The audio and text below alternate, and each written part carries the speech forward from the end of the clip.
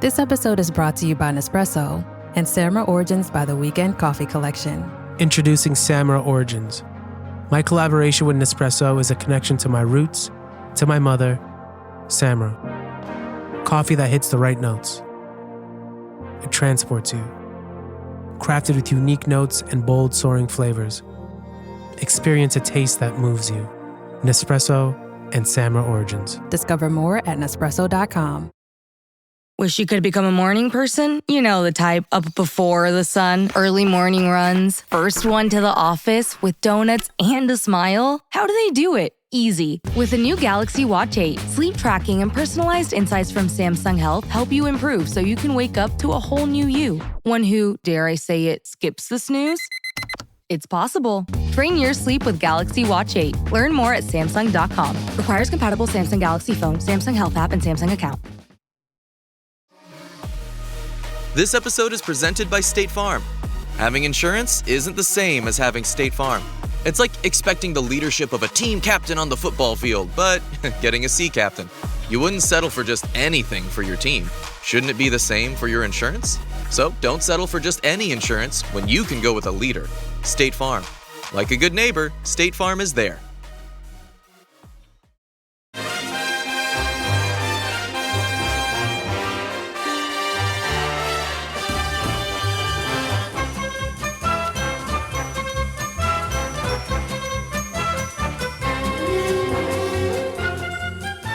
Hello everyone and welcome to How Are the Podcast. It's Gav and you join us pretty much bang on full time as we're here to chat all about Sunderland's 2-0 defeat out at Old Trafford to Manchester United.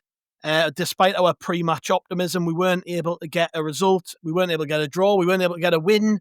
We come away licking our wounds despite putting in a spirited second half performance and creating some chances. We weren't able to get on the score sheet. So we are here to chat all about a defeat, which is never nice. So I am here and I am joined by, firstly, Ant Watson. Hello, mate. Hello. Yeah, it feels weird, like kind of talking about a defeat considering we've been mint. But, it is what it is. It is what it is, mate. We'll get into it. And also with us is Jonny Hawley. Hello, mate. Hi, Gav. Hi, Rand. Yeah, I mean, you can tell just from the tone of voice straight away what happened in that game, can't you? Yeah. Well, I mean, I said it there, and I'm normally a glass half full type of person.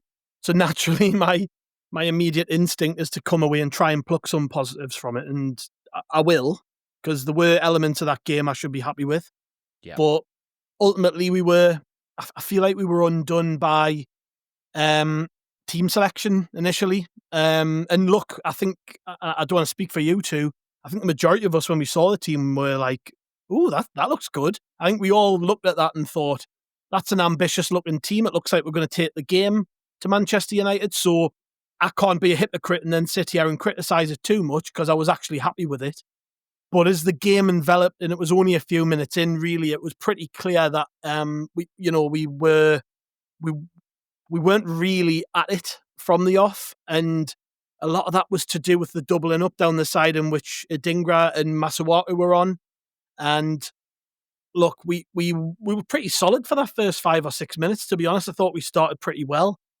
But then they get a goal, which I actually think is a good goal. I think the ball from Mbuemo on the wing into Mount and then the finish were fantastic. You could pick holes in the fact that Mount was stood in so much space, but I think we were just undone by a really good ball, and then the finish was fantastic. Roofs wasn't getting anywhere near it. And then it kind of just felt like that knocked us to pieces, where it was, typically away from home, your tactics are to sit in, to frustrate, particularly against a team who are lacking in confidence, and conceding such an early goal threw our game plan out the window, really.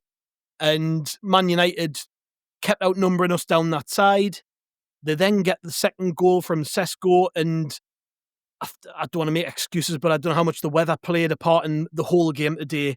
But the way the ball flies in, does it move a bit? Maybe. But the Sunderland players going to the ball, there's like 4 or 5 of them all going to the same ball. I think it's Alderete kind of clatters into Mukiele and it diverts his header back into a dangerous area. Sesko's there to tap it in, and that's what you pay the money for when you buy a big name striker. You pay for them to just be there in the right place and stick the ball away. and something had to give. Regis Lebris changes it. He brings off a Dingra who wasn't helping Masuaku at all down that side of the pitch defensively. We were much more solid from that point, and as the game wore on, we actually created some really good chances, and the frustration coming away from the game is that we didn't take them. Despite losing 2-0, I'm actually sat here thinking we should have scored 3 goals today.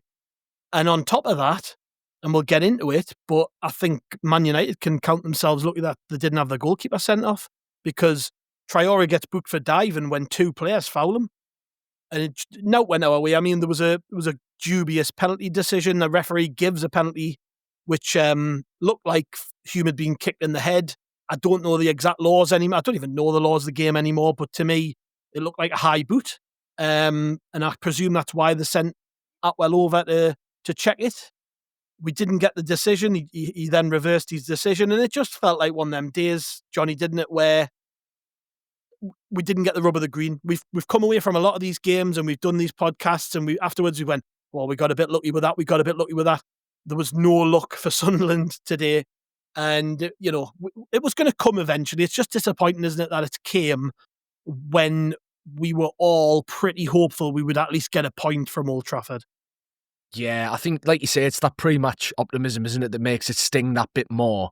Because if you go into a game, like, I know Man United of old, that would have been seen as like the away game, but you go to Anfield, or you go to the Etihad, or you go to the Emirates, or, you know, those grounds at this moment in time, the way the Premier League is, they're the games that you go into and you think, you know, we're going to get beat. If we come away and it's, you know, 2-0's the worst we've done, then you'd be pretty happy. This one does hurt more because I do think they were there for the taking a bit. And I think, to be honest, if the game had started when Ballard came on, we'd have took a point, if not 3, because we lost that game in the first 20 minutes. And you already touched on the team selection. I'm pretty much in the same boat as you. I wasn't complaining when the teams were, when they were named. So you can't really complain just with the benefit of hindsight, seeing the way the game panned out. But I certainly think structurally we were just wrong at first. And, you know, Lebris clearly has kind of held his hands up and gone, actually, yeah, I've got that one wrong. And he's made the change early doors. I think it was about 32 minutes or something like that when the change is made.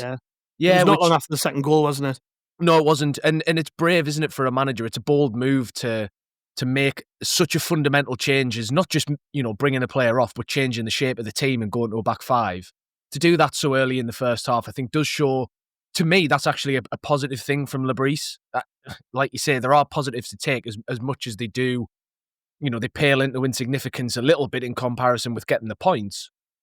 But I do think that was a good sign, because we looked immediately, we looked a lot better. We were way more solid. And we actually, I thought, improved going forwards, which is counterintuitive when you take a winger off for a centre-back. But that's the way that we managed to get something of a foothold back in the game. And, you know, you can ask yourself the what-ifs, you know, what if we'd started with a different team, and what if this and what if that. But, and obviously, like you said, again, you know, we'll get into some of the incidents, but the second half, there were chances we had, there were things that went against us. But this might be the clearest example I've ever seen of making your own luck. I think we made our own luck by starting so badly, and then from that point, even if you get the marginal calls or a half chance drops you away and you bury it, you're still up against it. So, yeah, I think overall, in terms of coming away with a 2-0, we can't really have too many complaints. Bar Roofs, it could have been worse. Yeah. What do you reckon, Ant? Yeah, pretty much agree with you both. I think, you know, hindsight's a wonderful thing, in it, regarding the team selection. I looked at it, I thought, the only thing I was a little bit, like, kind of wary when it proved to be true was Adringa's defensive work. There's another great pronunciation of a name. Adringa. There he is. He doesn't deserve the ding. Ding. He doesn't deserve. You get me. We're getting talked about on Ready to Go, you know, with the poor pronunciations. Honestly, just come at us, man. I didn't care. Just come at us. It's not just you, mate. It's me. It's Chris. It's everyone. Wait till you hear me get through the one, man. But no, you know, that was the only kind of, like, when I looked at thinking, you know, because his defensive work hasn't been great when he's been starting for us, and that proved to be Masuaku was doubled up, wasn't he? And the problem was, against a team like Man United, when they are struggling for confidence, the last thing you need to give them is a lead early on, which is what they got. The tails are up. Obviously, it could have been more up until we made that change. And Robin Ruffs has made one of the saves of the season with that curler from Fernandes. That's an unbelievable save. I cannot get over how good he is, by the way. Oh, what a save that was, man. It was unbelievable. Absolutely unbelievable. Then, obviously, as you've just said, they've got a fairly fortunate second where our lads have all run into each other and then Sesko scored, which is what you expect a striker to do. Then the change, I thought it was a brave change because he could have easily waited until half time and done it, but it shows that the Breeze always wanting us to, even in situations like that, wanting us to be on the front foot, and it put us on the front foot. We were a lot better, probably the penalty. I think they've arrived at the correct decision, but in the most ridiculous way possible. That the fact that he gave it, was, do you know, was just weird. because you bring, sorry to put in there, but just because you bring it up, what's the rule with that? Because obviously he didn't kick him in the head. But what's the rule with high boots? Does anyone know? I presume that's why. Yes, I actually do. Because he hasn't kicked him in the head, you can't give a penalty because it's a high boot, but it's hit him in. It's kind of caught him in the hip, hasn't it? And then Trae's gone down with it, clutching his head in this, that, and the other. But you can only give. So then, does it venture into is it a foul rather than? You can only give an indirect free kick, right? And VAR can't give an indirect free kick in the box for that. So, I think the only way they could have given it would have been if they'd classed it as endangering an opponent, which, like, maybe if you'd gone in like studs towards Hume's face or something, even if you don't make contact there, you're gonna get blown up. But do you know what it is? When I did my level 7 refereeing course about 80 years ago, right? It was never this complicated. There's so much nuance with everything. The thing that really surprised me about it though was that because he gave it on the field, it felt like a very low bar for VAR to intervene and overturn it. Like, we're told, aren't we, 900 times a month, clear and obvious. They're going to not intervene too much where they don't have to. And I think on the balance of things, it was probably the right call. But to me, it just felt very soft for them to actually overturn. You've seen ones that were clearer than that, not intervened on. So for me, that was the thing that was a bit strange. Yeah, I mean, you watched last week. Sorry to interrupt there, Gav. You watched last week, I think it was Brighton and Chelsea, wasn't it? And Gusto nearly kicked... can't remember the winger's name for Brighton, nearly kicked his head off. And VAR got involved and still never gave a penalty. So, and that was an absolute stonewall penalty, endangering an opponent, kicking right in the face. Probably would have been a red card, but wasn't given. And you see that would have got in. And yes, the right decision was made. But for me, with that, you kind of see that normally sticking to the on-field decision. So, hey ho, it is what it is. Had it been given the other way, I'd have been furious. So there we go. You know what I mean? Yeah. Well, you know what it is though with VAR. I don't get what the threshold is because that one on Traore where he gets booked for diving. If VAR did intervene at that point and look at it, the goalkeeper would have been red carded. He would have, and Fernandes fouled him. There was 2 fouls and you might look at it and go, well, it's like the goalkeeper's herring down on him at pace. Traore is running at pace. Fernandes is running at pace. When bodies come together, it doesn't take much to send someone down, right? And the goalkeeper makes contact with Traore and doesn't touch the ball. So if let's say Traore stays on his feet, he's in on goal with a tap in.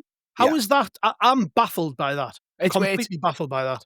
I reckon they're going to hide behind it being just outside the box, which I think, from what I've seen, it was just outside, so it wouldn't have been a penalty, and I think they're going to hide behind that. But you're right in what you say, Gav. The fact the keeper cleans him out and it's an open goal, whether it's in or outside the box, that's denial of a goal-scoring opportunity. Yeah. I don't see how you can say it's not. So it should be a red, which they should intervene on, regardless of it being in or out the box. Yeah, that's the big one for me. That's the big decision they've got wrong there. They can't give a penalty because obviously it's outside the box, so they can't get involved in that. But you kind of tell me that's not a clear goal-scoring opportunity. If he misses him altogether, Traore scores, doesn't he? So for me, that is a clear and obvious goal-scoring opportunity. Doesn't matter what Bruno was doing, doesn't matter what it is. The goalkeepers come out, miss the ball, clip Traore. It's a free kick and it's a red card. And how the on-field referee did not see that is ridiculous. How he thinks that Traore is going to fall over there and try and claim a penalty or a free kick or whatever when he's clean through on goal is madness. It's one of the only decisions I've ever seen where it actually looks worse in real time than it does slowed down for VAR. Like, the ref on field not giving that is genuinely astonishing. I don't know how you could possibly see that coming together and think, oh yeah, they've got nowhere near him. You know, how thin does he think Traore is? Is he two-dimensional? No one should have to choose between their own safety and their pets. But nearly half of domestic abuse survivors delay leaving because they can't bring their pets with them. Purina is helping to create more pet-friendly domestic violence shelters through the Purple Leash Project, so survivors and their pets can escape and heal together. Visit Purina.com/purple to learn more. Big news. Sephora is now on Uber Eats. So if you find yourself facing a beauty emergency, like needing a last-minute gift, or you're just out of your favorite mascara, again, don't panic. We got you. Order now and get $10 off on Sephora orders of $50 or more on the Uber Eats app. Order now. Offer ends October 30th. One order per customer. Additional terms apply. See app for availability. Delivery fees may apply. Does it ever feel like you're a marketing professional just speaking into the void? But with LinkedIn ads, you can know you're reaching the right decision makers, a network of 130 million of them, in fact. You can even target buyers by job title, industry, company, seniority, skills, and did I say job title? See how you can avoid the void and reach the right buyers with LinkedIn ads. Spend $250 on your first campaign and get a free $250 credit for the next one. Get started at linkedin.com/campaign. Terms and conditions apply. Yeah. I know we've kind of bounced around a bit, but this is a reaction, so we're not going in order or anything. So the second goal, which I mentioned before, it's disappointing because of the way the ball moves. Like I say, I think a few too many of our players get drawn to the ball. It was from a long throw as well, which is tough to take because that's been a real strength of ours so far this season, hasn't it? But look, whilst I sit here and say he got the team selection wrong, and he did, because I just think Adingra defensively was not good enough. And then Masuaku defending isn't his strong point anyways. And then you pair that with Ahmad and Mbuemo, who are their two best players comfortably, doubling up down that side.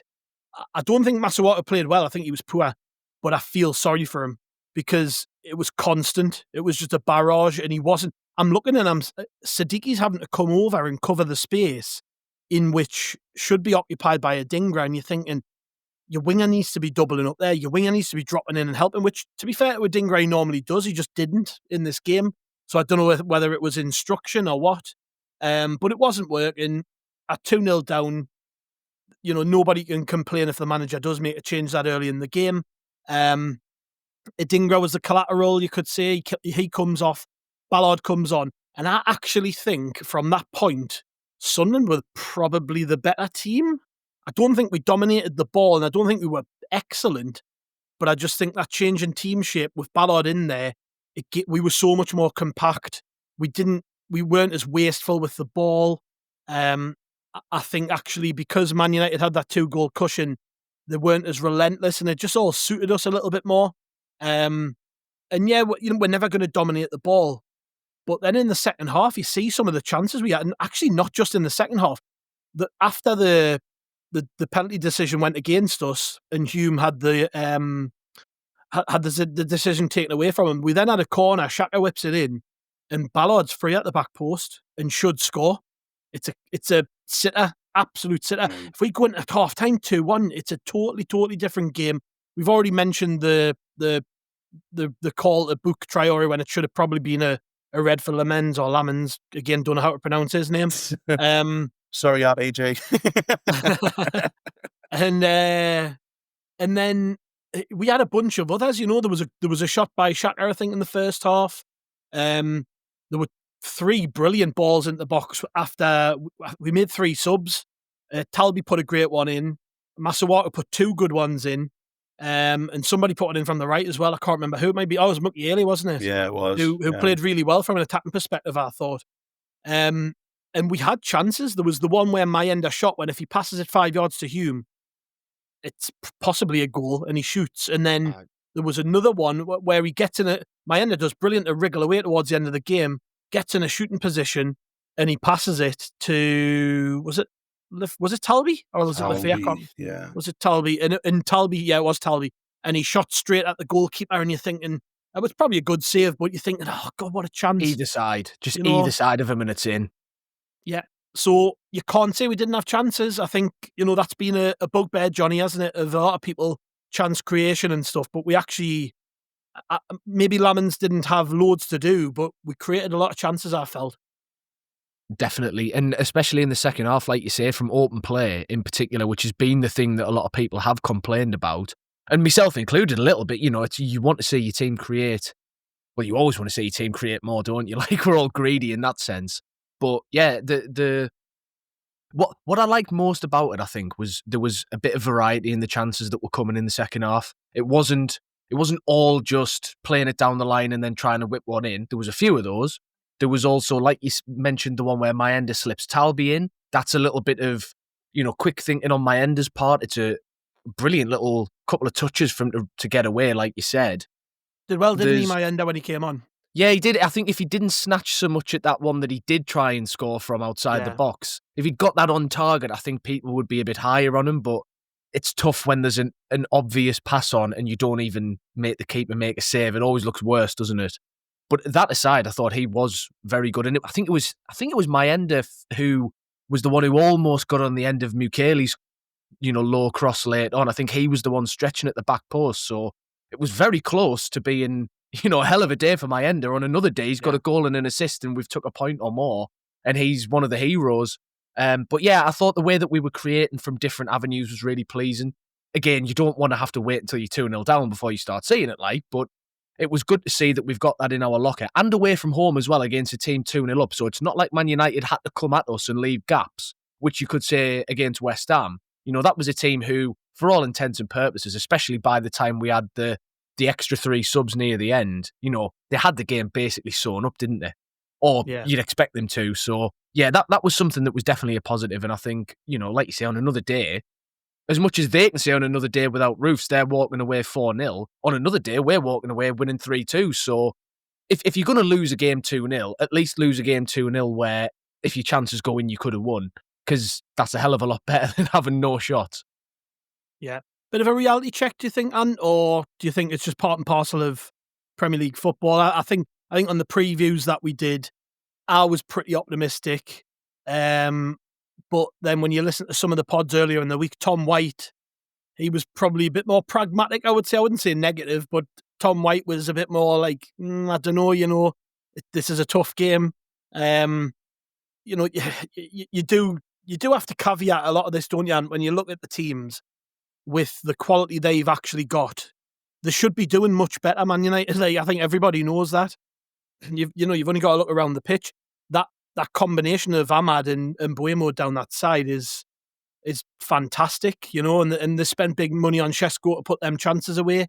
And then off the bench, I don't know what Cunha cost, but he comes off the bench. Kobbie Mainoo's a player they all love and hasn't been getting opportunities recently. But you know what I mean by that? Like, as bad as Man U have been at times, that's their 3rd home win of the season. So is it a bit of a reality check for us that we maybe took them, us as fans, I don't mean the players and the manager, but did we collectively maybe take them a little bit lightly? I think it's probably easy looking at how bad they were last week against Brentford. But, as you've just pointed out there, the fact they're all right at home, aren't they still? And as you said, that's the 3rd win. I'd have been a lot more confident if we were playing them at the Stadium of Light. I still would be when we get them back at our place. But I don't think it's like a reality check. It's just one of them ones where you're like, you know what I mean? It's what I'm literally coming away from. I think you mentioned it last night and you got a little bit of stick from it last night on one of the social medias. It was a little bit of a free hit today. The fact we've done so well before this game anyway, and if we come away with something brilliant, listen, I would say it's not going to be defined over a 2-0 defeat at Old Trafford. So for me, it's disappointing, but also as well, we're going into the second international break now. We're going to be in the top 10. We're still ahead of Man United. So, that just goes to show how well we've been, how well we've done. Yeah. And, it is what it is. Gav, at the end of the day, we're going to lose football games this season. I was more disappointed when we got beat off Burnley than what I have beaten today. And I think that just goes to show how well we've done, I think. Yeah, you're nodding there, Jonny. Do you agree? Yeah, I think, and this is going to sound a bit ridiculous considering how much everyone harps on about Ruben Amorim's system being the whole big problem. But I think that is the one system that really does give us problems under Lebris. And I think we saw it at times last season as well, didn't we? Even in the Championship when we came up against a back three or a back five or, whatever way you want to label it. Those were some of the games where not even just that like we struggled in terms of getting results or whatever, but just games where you could tell that we, our usual patterns of play and the usual things we try to do weren't as effective and we were a little bit more open. So in a strange way, despite it effectively being the sort of sword of Damocles above Amarim's head, I think that system didn't help us. So I think in a way, this is almost, everyone's kind of harped on, haven't they, about, Sunderland have had an easy run and an easy start to the season. And you've played teams at the best times, Forest with Ange not having a win yet. And you can rattle through some of them. But that's probably a really bad time to play Man United. Yeah. They really needed that win because Amarim was under immense pressure. So if there's any game where that group of players are going to actually turn up and show intensity, it's that game. And Ahmad back after, he'd missed a little bit of football due to obviously a bereavement issue. And, I'm sure we all wish him the absolute best for that, going forwards. But he's back in the team. There were things there that contribute to it actually not being a great time to play them, despite all of the furore that's surrounding Man United at the minute and has been for, probably the last 10 years, really. But yeah, I think it's one of those where it's a bit of a perfect storm for them and whatever the opposite of a perfect storm is for us, kind of not everything that could have gone wrong went wrong, but everything that could have just stacked the odds against us did. All of those things I've just mentioned, they'll have been looking for a reaction after the humbling against Brentford last week. The referee kind of gave every marginal call that he could against us. I mean, we haven't even mentioned some of them, like Luke Shaw not getting booked for a blatant shove in the back while Sadiqi's getting a yellow for his first tackle, it felt like. So, everything that just could kind of chip away at us did. So it was always going to come. Like Anne says, we were never going to go all season without losing again. So it had to come eventually. And away at Old Trafford's not the worst place in the world for that slight reality check to come. Gav, you're muted. I'm leaving that in. What an idiot. Who talks with a mic muted? What an idiot. You don't What like kind of you're on host a am I? right one as well, to be fair. Nah, I was aware there. I'll just quickly read out some of these comments from Twitter. We've got one from Paul Rackstraw. He says, much better after the change of tactics. They like the fact Libri changed it early and recognised he got it wrong. Most managers would shy away from that. I agree. Simon Thompson says, apart from the first half an hour, I thought we were more than okay. Ballard and Talby had massive chances. We were made to pay for the first 30 minutes, and that will happen in the Premier League. Josh Gibson talking about the referee call, I think, on Traore. He said it's a mad decision that he got wrong, and even worse for VAR not to interfere what was wrong. Kevin Metcalf says, bad day at the office and just scrappy. We could have done a lot better in the final third. Again, agree. Kev, who is at Kyle CLE, and I'm not reading all them, bunch of numbers out, says, think Regis will be big enough to admit he got it wrong for the first half an hour.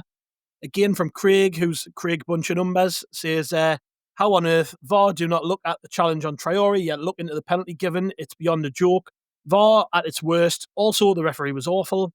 Northern Black Cat says, messed about with the formation and thought it was going to be an easy 3 away points. Had our arses handed to us on a plate in the first half. Went back to type in the second half and was much better. We have wasted a definite away point there. Elliot says, Mukiele had a poor game. Well, I'm about to disagree heavily with that. Turner at Rue Turner 83 says, Masuaku up against Ahmad was an insane decision, and to drop Talby was just a bizarre selection overall. Des at Snowdy D68 says, Roof's save from Bruno was out of this world. And Andrew Mack says, Roofs and Sadiqi did well. Lefay, and then a worried emoji.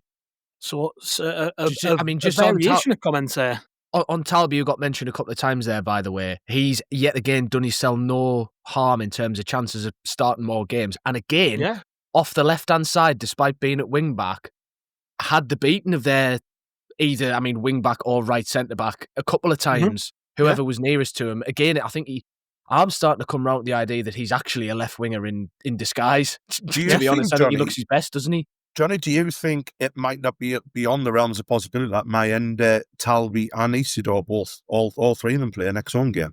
The fact that Mayenda did well when he came on to play on the right. Talby's, the last 3 times he's played on the left has been outstanding, to be fair to him. He's a good player, and obviously Isidore is that front four. I think it could end up happening now. I wouldn't be surprised at all to see that. I mean, maybe whether it's the next game or not, but at some point, that to me is a front three that makes a lot of sense. I think it brings a lot out of each of them. I mean, Mayenda, we all know how good he is on the ball, dribbling. Isidore's probably the best instinctive finisher. And Talby seems to me like a proper live wire when he's, when he can cut inside and open the game up for himself. I think that looks really exciting. Right. Well, let's do something a little bit different. I want you to give us. We'll try and between the three of us pick 4 names for a man of the match poll, which is going to go out on Twitter. I said I was about to disagree with somebody because I think Nordy McNeely had a cracking game. I don't know what you two think. Yeah, no, I agree. I thought he was fine. It just the one error for the goal, which I don't think's his fault. It's more Alderete going into a minute. You know what I mean? I don't think that's the only little thing. But it's Alderete who I think a couple of times in the first half got very aggressive in his challenges, which is you want to see it, but I think that time it just didn't help us, did it? Yeah. Chuck us a name, Jonny. I mean, the easy one's Roofs again, because he was yet again just unbelievable, sublime. How have we only paid about 10 million quid for him, man? It's a joke. Go on, Ant.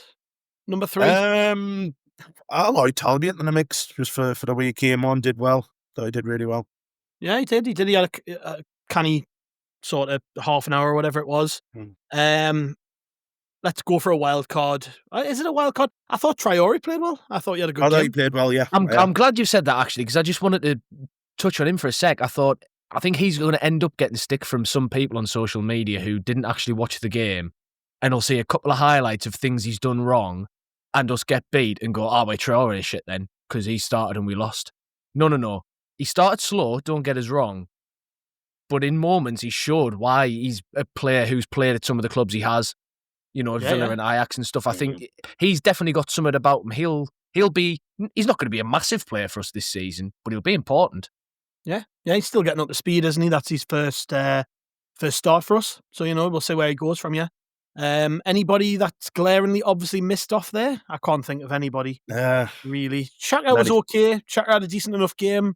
Siddiqui was, a Duracell bunny again, but it just didn't come off for us. No. In second half, Siddiqui, I thought, if Siddiqui had played like he did in the second half all game, he'd arguably win man of the match for me. Yeah. But just that first half hour was so bad, unfortunately, that it taints a lot of them, done it. I think we can hire Mukiele in for his second half for his attacking prowess, to be honest, in the second half. So I think out of the 4, they're probably the best 4, I think, out of them have come on.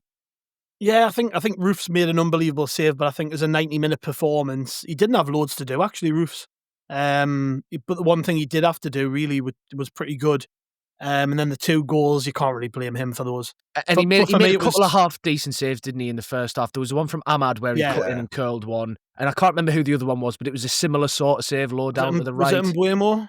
Yes, I think that rings a bell, yeah. So did that in the first half, but you're right, second half was quiet for him. Yeah, but for me, it was Nordy. I just thought he had a cracking game again. Because I like that he can move around the pitch and still be effective. So when he went on the right-hand side, he had to play a totally different role, and he was good at it. And you can see why, I've brought this up loads of times, but if you look when he played for Paris Saint-Germain, he played right midfield quite a bit. So, he's comfortable out there. He's comfortable on the ball. So for me, it was probably Nordy. It wasn't one of them games where it was like loads of standout performers, but the only one we've maybe missed is Big Dan Ballard. Technically clean sheet while he played. So should have buried a header though. So that's a pretty big black mark against him. Yeah.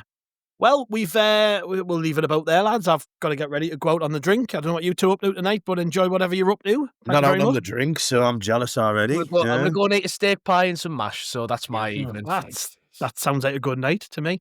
I'll not be watching Match of the Day. That can piss off. Yeah, correct.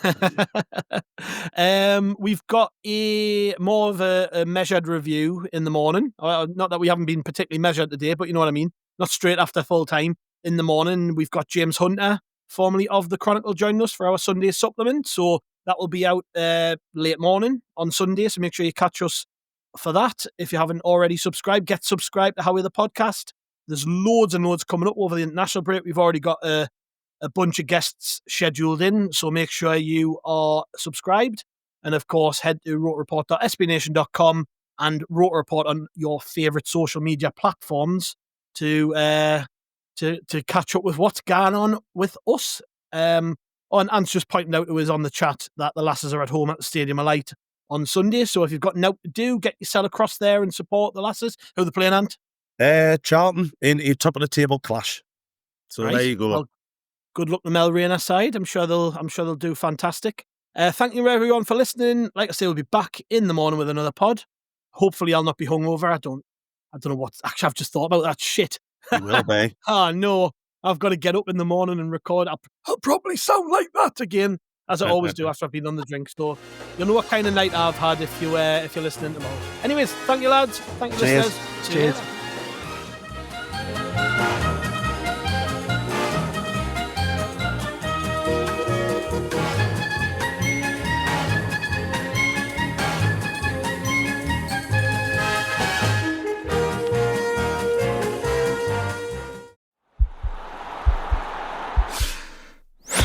This podcast is part of the Sports Social Podcast Network.